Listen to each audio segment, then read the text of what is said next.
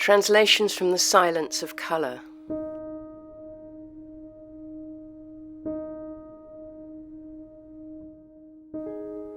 Even red, first and loudest, is silenced as it totters into cornfields and flirts, as it murmurs and smudges, shelters under the rock, grunting words for deer, stream, placenta.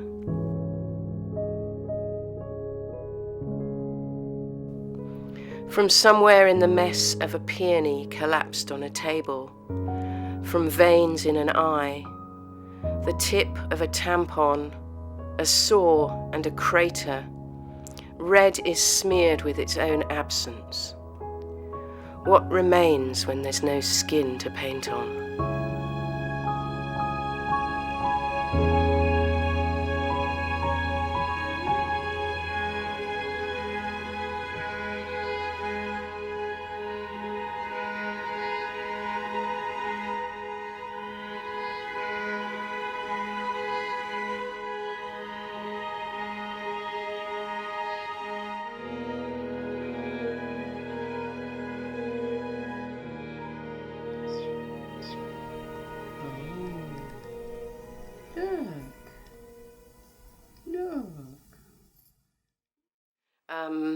When I was in my teens, I first started reading poetry properly, sort of through choice. It's become really part of my life, absolutely essential. But not just writing it, the reading of it as well.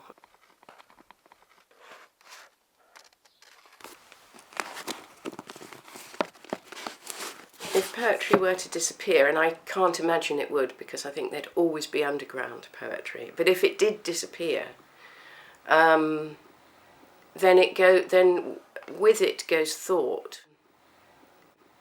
Poetry is a creative way of thinking, along with, art and music. But the special thing about poetry is that it is always pushing the boundaries of language. The word inspiration for me is a state of mind or a state of being.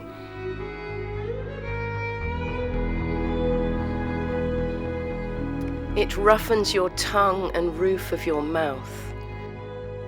Sleepy in the afternoon, limb wrapped around limb. At times, when green enters your eyes, it won't leave.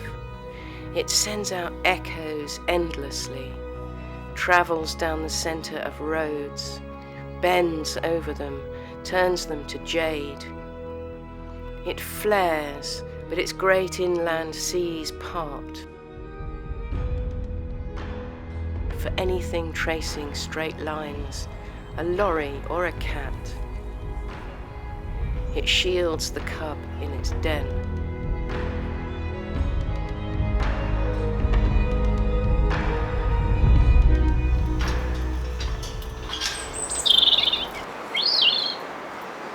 This is a plum tree, so you can see the buds are just starting to come.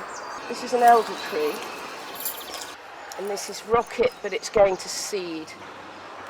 This is from last year. This is purple sprouting broccoli, which is delicious. Here I did have a thing called ochre, which is from Latin America. This is woad, so I thought I'd try an experiment and see what happens.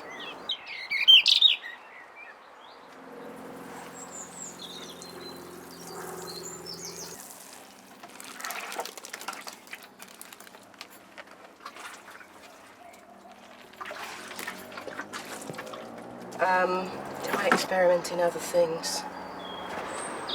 Probably not too much. I think it's enough in gardening and poetry.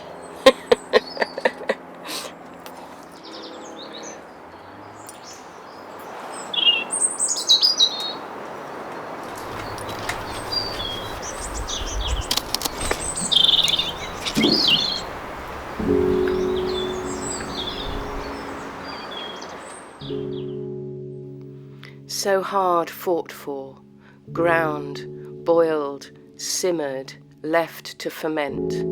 It's the hum or reed in your ear, a string picked steadily.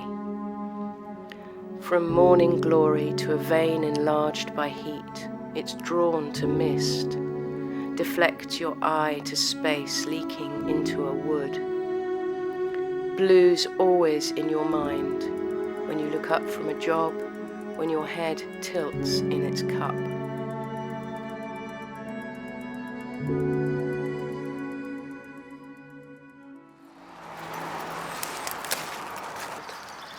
I don't like to say whether a poetry experiment is successful because it sounds arrogant, and also you never know, really. In a way, it's up to other people to decide, not you. And that's the difficulty with poetry, because not enough people read it. You're not there, obviously, with a reader. One of the most difficult things to do as a writer, I suppose, is to accept that when something is published, it's open to interpretation.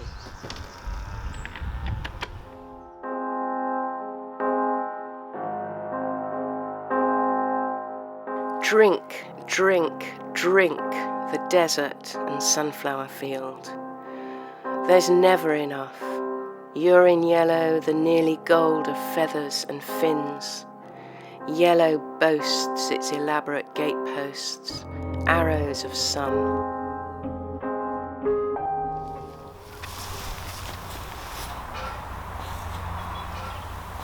I don't think anyone in Britain has actually answered that question. Why aren't people reading more? Perhaps people don't know where to look or what to look for. I mean, this is going to just sound like I'm moaning, and I don't want to. It's probably just always going to have a limited audience, and we should accept that.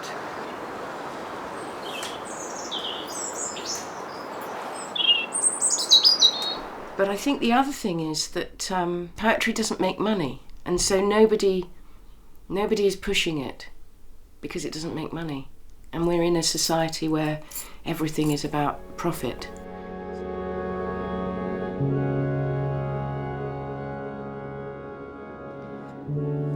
Disappearing tale. White doesn't exist. It does exist. It belongs to sky, to earth. To sky. No, to earth.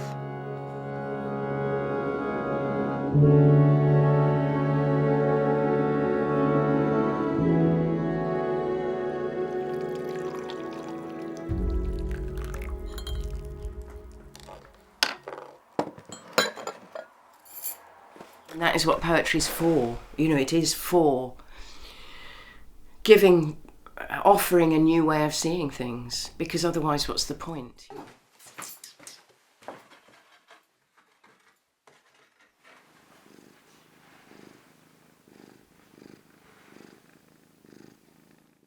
I think most people are very connected to metaphor because it's so much part of everyday life. Everybody uses metaphor all the time.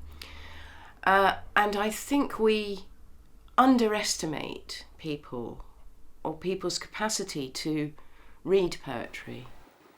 Almost everybody reads poetry when somebody dies. People very often want poetry read at weddings.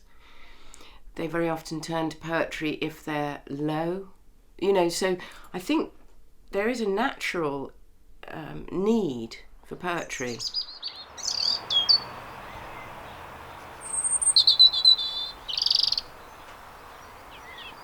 You know, I can't imagine not writing poetry.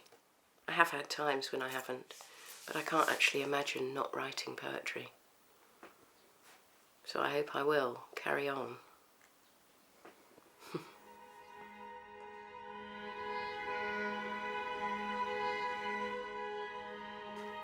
Your pupil is drawn into a hole, cell after cell. All the rooms you lived in sucked into a Dyson, one containing rosary beads, another willows by the stream. Black pulls you to the seabed head first, your fists around a rope, air strapped to your back. Breathe through your mouth. Trust your hands.